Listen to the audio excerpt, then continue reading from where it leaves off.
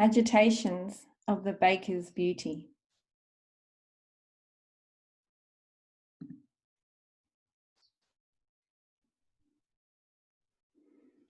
There once was a merchant, and he had a parrot imprisoned in a cage, a beautiful parrot. Now when the merchant prepared for a journey and was about to travel to India, he spoke to each male and female slave and asked out of generosity, "What shall I bring back for you? Answer quickly." Each one asked him for something wished, and that good man gave his promise to all. Then he said to the parrot, "What present from the journey do you want, so that I may bring it to you from the region of India?" The parrot answered him, "When you see the parrots there, explain my situation."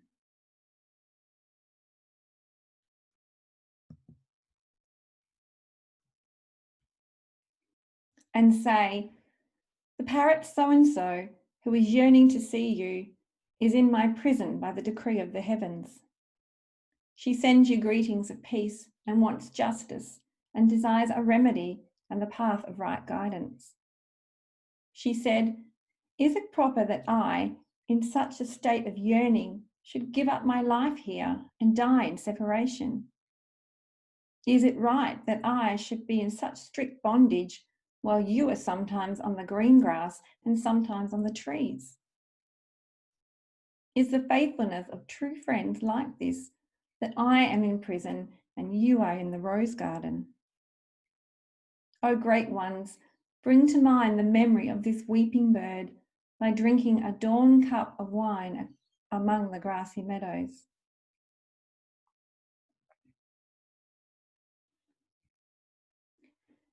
And that was an excerpt from Rumi's The Merchant and the Parrot.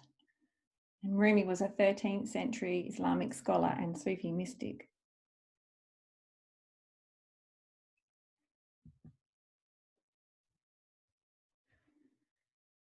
And reading now from Genesis chapter 40. And this is the mechanical translation. And the noble of the drinkers recounted his dream to Joseph, and he said to him, "In my dream, look, a grapevine to my face. And in the grapevine were 3 branches, and she was as bursting out. Her blossom went up, her clusters of grapes were ripened.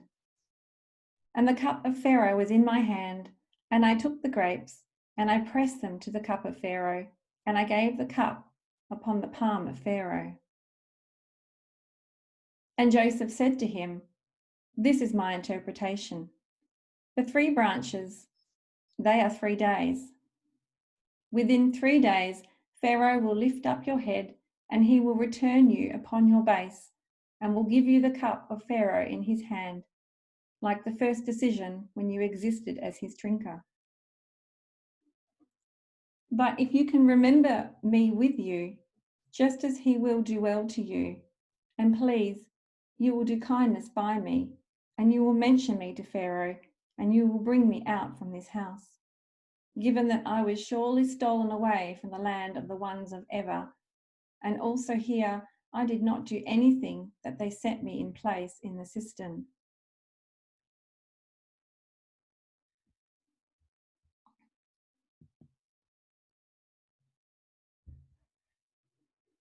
How often this experience unfolds for us.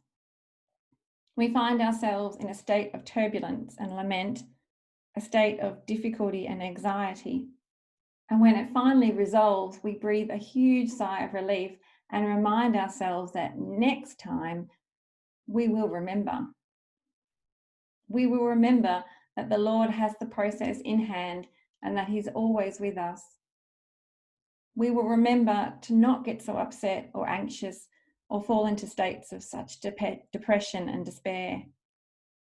We will remember the voice of the word imploring us to remember.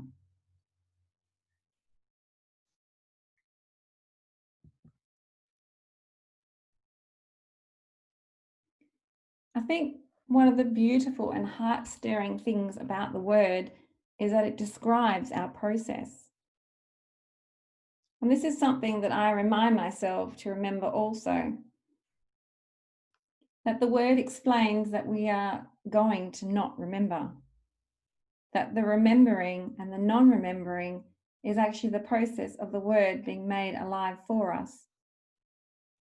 This is demonstrated to us over and over and over again in the stories in sacred scripture.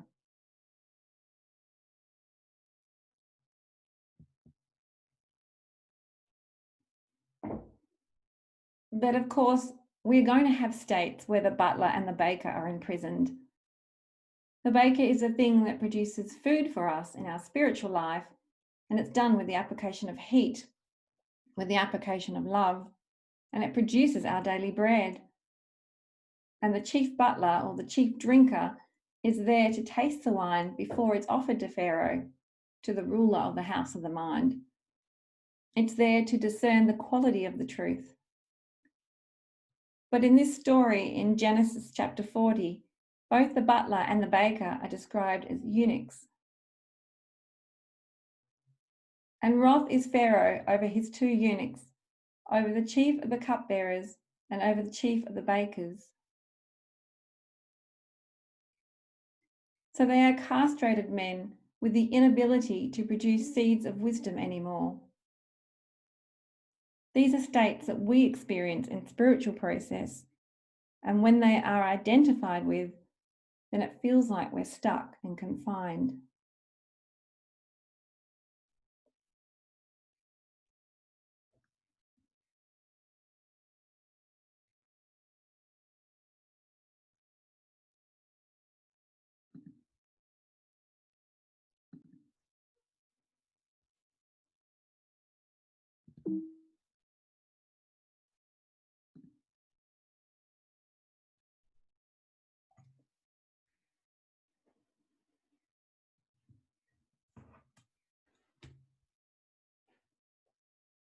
And like the cry of the parrot in its cage, it's a state of sadness and turbulence and of longing for the freedom of the rose garden again. And dreaming are both a dream. Each man has his dream in the same night, each man according to the interpretation of his dream. The chief cupbearer and the chief baker, who are the kings of Egypt, who are bound in the round house. And coming to them is Joseph in the morning, and he is seeing them, and behold, they are turbulent. And Joseph came in unto them in the morning, and looked upon them, and behold, they were sad. The imprisoned parrot cries that it wants to be on the other side where the grass is greener. In fact, it calls for justice and demands that it deserves peace instead of this state of agitation. And yet, it's the turbulence and the agitations that move the process along. They are, in fact, gifts of the Lord's mercy because they allow us to move into new streams of consciousness and wakefulness. They allow for purifications and fermentations and new beginnings. They allow for the Lord to come again to us, for the word to be rediscovered in a new way, to be remembered and reborn for us.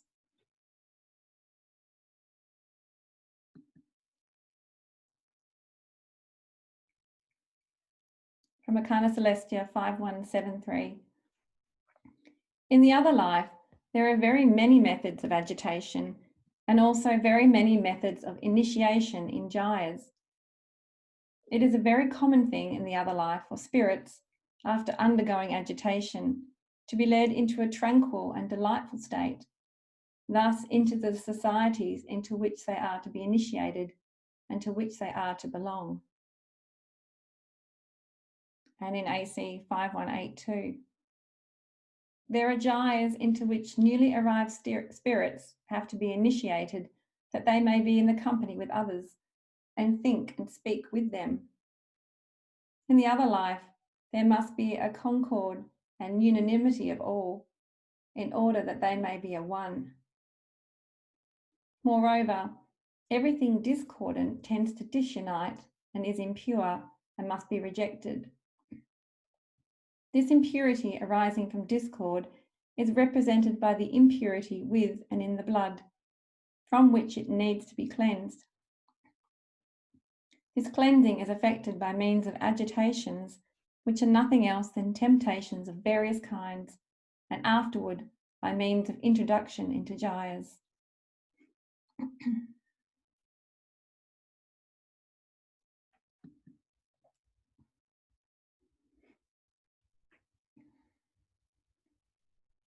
So when the word awakens us into the other life, the life in which the word is what leads and guides us, then we find that the truth that is being spoken shines light on the things that oppose it.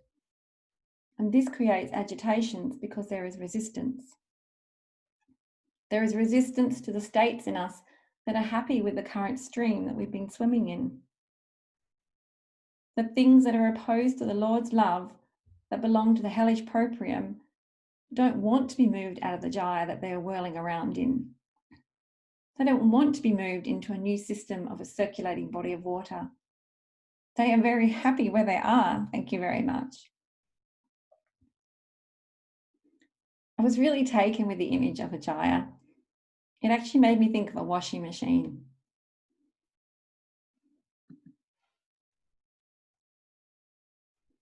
Of its agitations and circulations of the currents of water swirling around. And I love the idea that we put clothes into a washing machine so that the dirt and the oil can be removed from the clothing, so that what comes out is ready for use again. It's ready to be worn on the body, just as a spiritual truth adorns and clothes its good.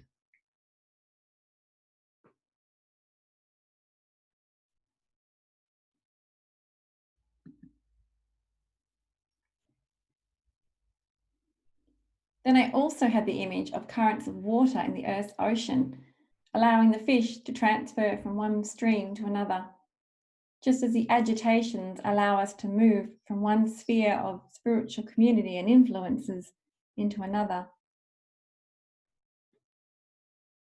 But the baker is a state that resists this.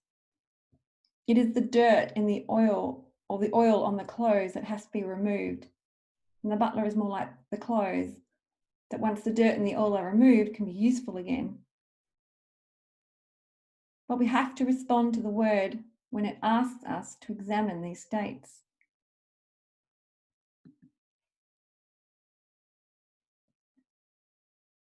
And Joseph said unto them, do not interpretations belong to God?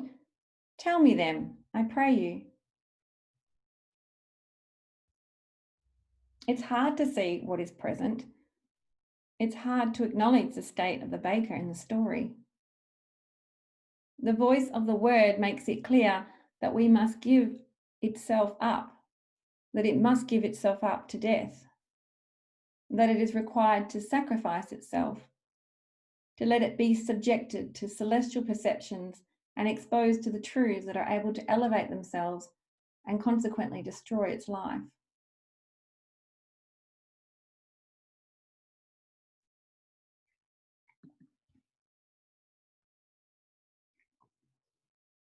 And Joseph answered, and he said, this is his interpretation. The 3 baskets, they are 3 days. Within 3 days, Pharaoh will lift up your head from upon you and will hang you upon a tree, and the fly will eat your flesh from upon you.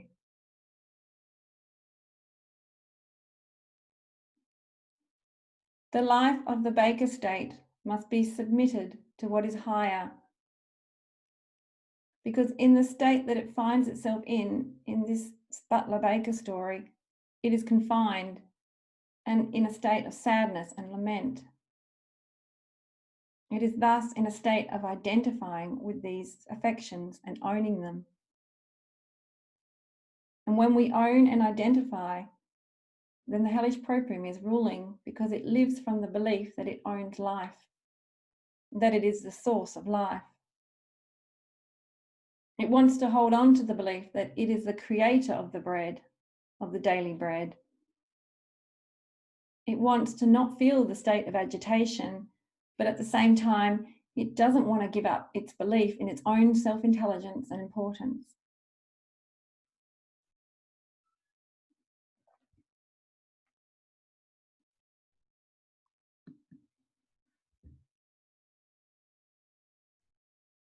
This struggle is portrayed as the parrot and the merchant story progresses as well. The merchant travels to India and finds a group of wild, free birds and relays the message of his own trapped parrot in the cage.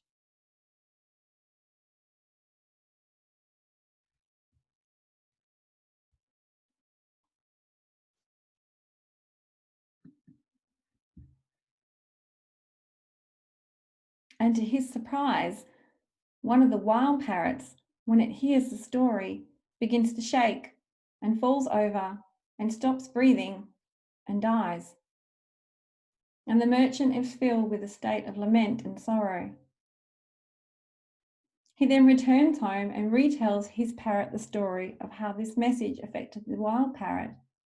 And his own parrot then also trembles and falls over and becomes cold, which sends the merchant into an even deeper state of regret and sorrow, and in a state of burning and agony and yearning, he throws the parrot out of the cage.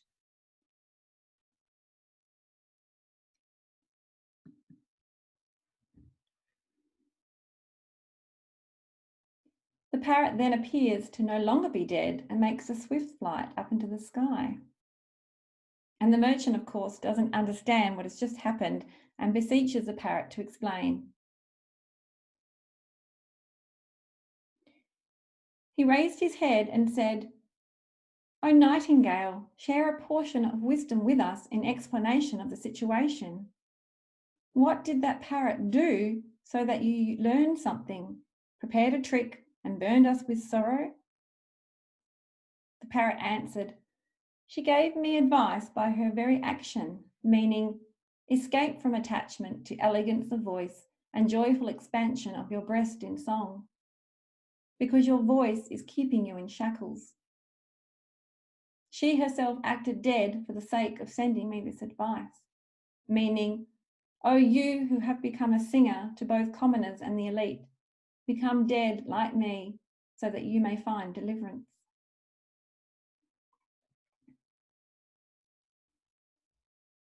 And just like that, an inversion takes place, and what was once dead now appears to be reborn.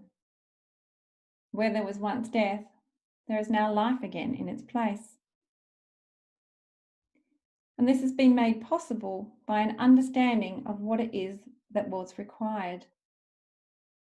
The parrot understood that he was being asked to let go of his attachment to the beauty of his voice, and it was this knowledge and his willingness to do so that enabled him to move into a space of freedom.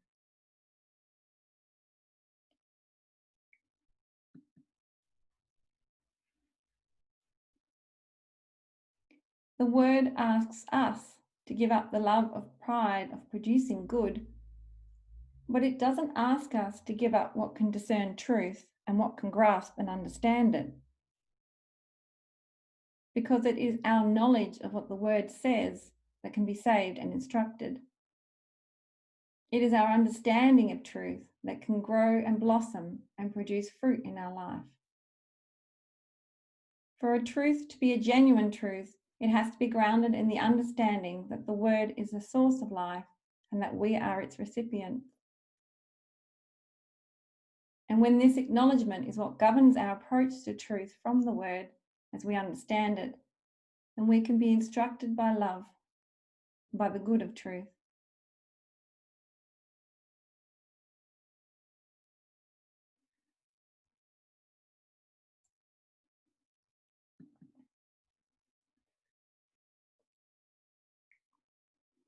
The body resembles a cage. The body has become a thorn to the soul because of the deceptions of those who are inside and outside. This one tells her, "I am your confidant," and that one tells her, "No, I am your companion." This one tells her, "There is none like you in existence with such beauty and grace and goodness and generosity." And that one tells her, "Both this world and the next are yours, and all our souls are the eager, uninvited guests of your soul. When he sees the people drunk from being with him, he loses control of himself and goes about full of pride and arrogance. He doesn't know that the devil has thrown thousands just like him into the river's water.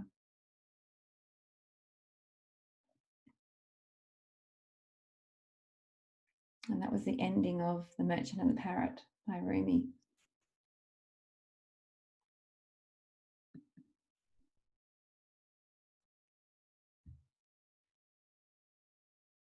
And from Genesis 40 again. And it came to pass in the third day, the day Pharaoh was brought forth, and he did a feast for all his servants, and he lifted up the head of the noble of the drinkers, and the head of the noble of the bakers in the midst of his servants. And the noble of the drinkers was restored upon his drinking, and he gave the cup unto the palm of Pharaoh.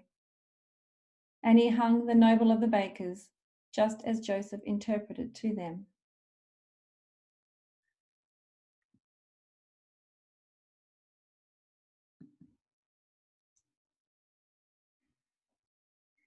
And from AC again, 5173. It is a very common thing in the other life for spirits, after undergoing agitation, to be let into a tranquil and delightful state, thus into the societies in which they are to be initiated and to which they are to belong. And from AC 5182. The first introduction into gyres takes place in order that the spirits may be adapted to one another. The second is in order that thought and speech may be in accord. The third, that the spirits may agree together in thought and affection. And the fourth is that they may agree in truth and good.